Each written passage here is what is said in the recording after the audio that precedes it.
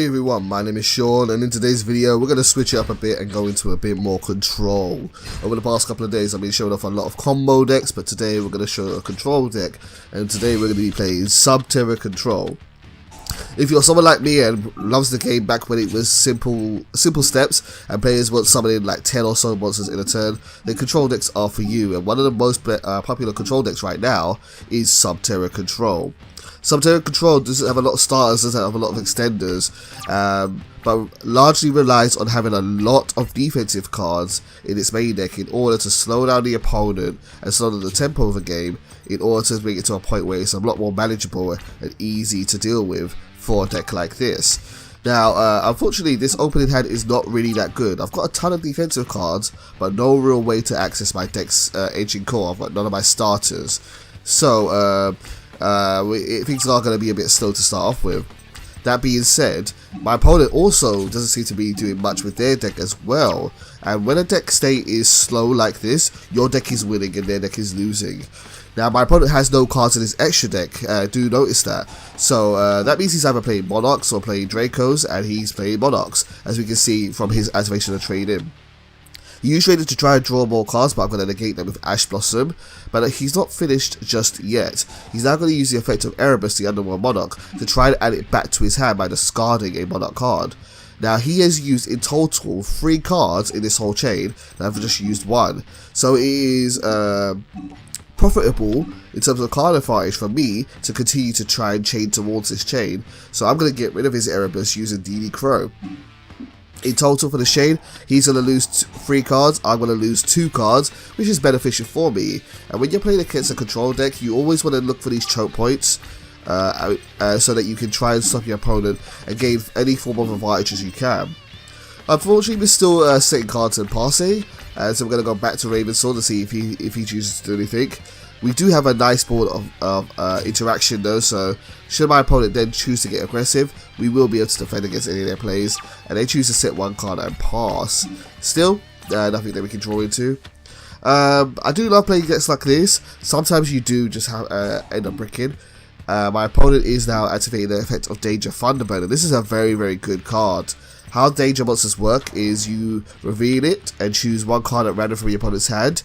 If you don't choose the monster that they revealed, in this case Thunderbird, they get to special summon that monster and then draw 1 more card. If I did hit that Thunderbird, it would have gone to the graveyard and he would have been able to destroy any set card on the field, basically for free.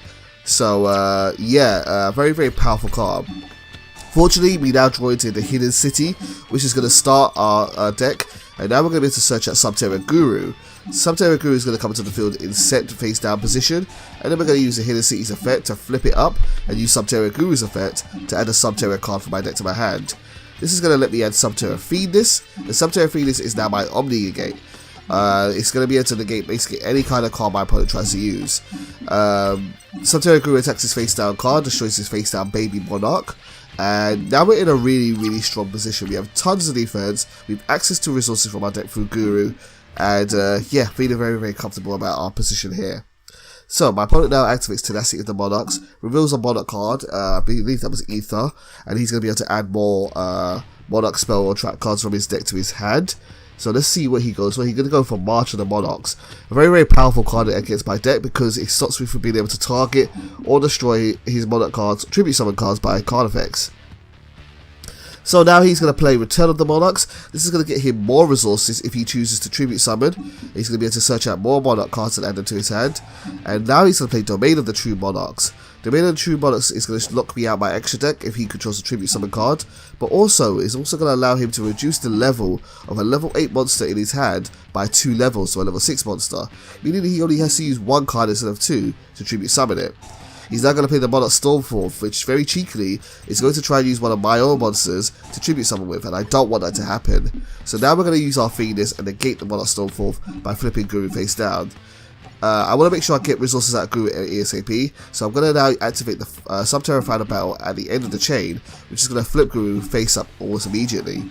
Guru's effect is going to kick off, and I'm now going to go and add another copy of Subterrors Fiendless from my deck to my hand. I won't be able to use this Fiendless again, but I would rather be able to do the search now, and then my opponent say activates another copy of Stormforth and gets rid of my Guru before I get into my deck even deeper. In the graveyard, he uses the effect of Eidos, his Dark Baby Monarch, which is going to banish itself to special summon another Baby Monarch from his graveyard. And I don't really want to give him more monsters and resources at this point. And he only has 2 cards in his hand, so I feel very comfortable with using Solemn Strike to negate that monster effect. Unfortunately, however, one of his last 2 cards are very, very good. He's now going to summon Idea, the Heavenly Squire. Idea, the Heavenly Squire's effect, it works as follows. When it is normal summoned, you can special summon a Baby Monarch from your deck. That's going to get him another copy of Eidos, and Eidos' effect is going to trigger. Eidos' effect gives him an extra tribute summon this turn. So now he has 3 monsters on the board, and he's definitely going to be able to bring out his Monarch. He summons out Aether, the Heavenly Monarch, which is a very, very big monster. So I'm going to get rid of it using Solemn Judgment. And now at this point, I had a really, really smart idea. I'm going to explain this play to you as we go along. But watch out for the play here. My opponent attacks with Thunderbird, and I'm going to return it to his hand using Compulsory Evacuation Device. I want to keep my Guru on the field. I don't actually really want him to destroy it. The longer we keep Guru on the field, the more cards I can get later on. And as predicted, my opponent is now going to activate Danger Thunderbird's effect. Because it's the last card in his hand, it has to destroy a spell card on the field, and it chooses to destroy my copy of Waking the Dragon. Waking the Dragon is now going to let me summon a monster from my extra deck, and I'm going to summon the Last Warrior from Another Planet. This is a really, really powerful card, but I'm going to explain to you a little bit later what it does. If you know what it does already, shout out to you, because well done for knowing a good old school card like this. But we're going to use the warrior from the last warrior from the returning planet to attack his final monster, and then we're going to set another resource, and we're going to pass. At this point, I have basically just won the game because I was able to summon this monster, and my opponent didn't realize until the penny dropped at this point here. If you don't know what the last warrior from returning from another planet does, its effect is simple. Neither player can summon monsters. And that's it. While that card is face up, we both cannot summon any more monsters, which is going to hurt a deck that likes to tribute summon quite a bit. So he activates Age of Thunderbird again, and because it's the only card in his hand, it will have to discard, and he gets to destroy more face-down cards. Unlucky for him, he of course chooses my other face-down copy of Waking the Dragon. I can't summon a monster from it, unfortunately, because the last warrior returning from another planet is in field, and honestly, it doesn't matter. At this point, I've got a win condition on board. There's nothing really Raven can do. And that's why decks like this are so much fun to play, because you can play such high numbers of defensive cards, and you don't really care about your extra deck. You can play fun little cards like this, and summon monsters that you don't normally get to see or play too often. So, while I can't actually summon monsters, that doesn't mean I can't set monsters. And so, Guru loves to be set face down, so I set Guru to the field and then flip it face up. And this is A-OK while the last warrior returning from another planet is still on the board.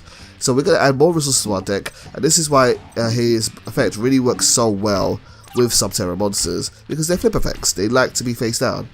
So at this point, honestly, my opponent has one more card in play. I have Subterror Phoenix. It's going to be able to negate anything he chooses to use. This game is done. Wrap it up, guys. Bring it on home, guys. It's time to wrap it up. This game is over. So, battle phase, we're going to attack 2,350 damage directly. That's a little bit more than Guru's attack, but we're going to use Subterror Final Battle's final effect, and that is going to be able to increase his attack to 3,400, and that's going to be game right there and then. So guys, hopefully you've enjoyed this video. I really love playing control decks like this, and if you want to see the deck list for this video, do let me know. Otherwise, if you want to play against me on PSN, feel free to add me at StandbyMain, and as always, thank you for tuning to the channel. See you soon. Take care.